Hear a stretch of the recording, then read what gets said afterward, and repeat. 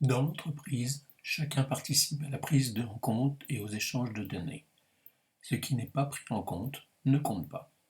On compte chaque action en répondant aux questions de base: qui, quand, quoi, etc. La comptabilité a ses habitudes pour identifier les catégories de données à prendre en compte. La description doit pouvoir se mesurer. La liste des activités et des montants prévus se fait dès le début du projet. En décembre, je fais bénévolement une vidéo pour la comptabilité durable. Tout y est. On range les données dans les bonnes cases et on formate les données pour compter. La date en format date, on choisit la précision nécessaire. La quantité, c'est un nombre. Le montant, c'est un nombre avec une unité de compte prédéfinie.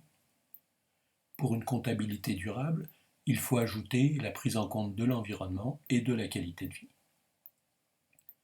La relation entre le prix, l'impact environnemental et la qualité de vie n'est ni simple ni constante.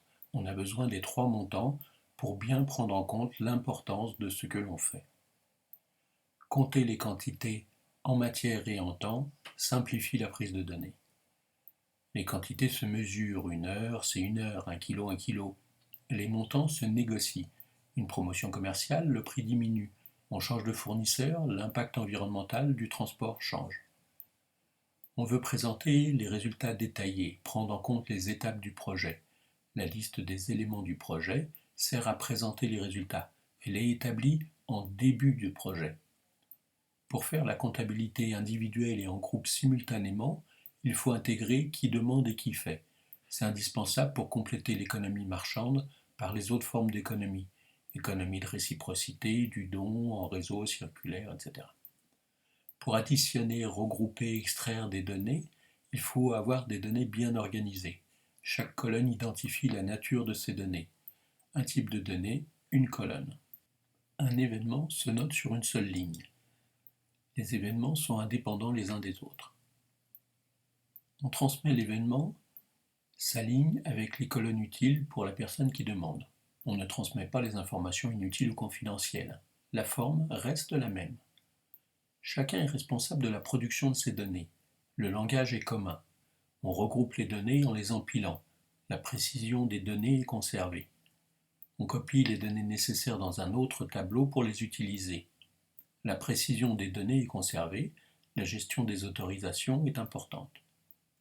Pour condenser les données de même nature, on remplace les événements semblables par leur total. On gagne en synthèse, on perd en précision. On déplace le résultat vers un autre tableau. Les événements de nature différente peuvent être agrégés. Les colonnes ayant la même unité de compte sont additionnées. La description de la donnée agrégée change. Papier, formulaire ou chiffrier, on prend en compte nos données d'activité. On utilise les données communes. On est responsable des données qu'on transfère. La base commune et les bases individuelles sont confidentielles. Le langage est commun. L'employé connaît le détail de ses heures. Il transmet au responsable du projet le total journalier par sous-projet. Par quinzaine, il transmet les informations pour la paye. C'est prédéterminé, automatisé. Les unités de compte obligatoires orientent le résultat. Le dollar compte la valeur marchande uniquement.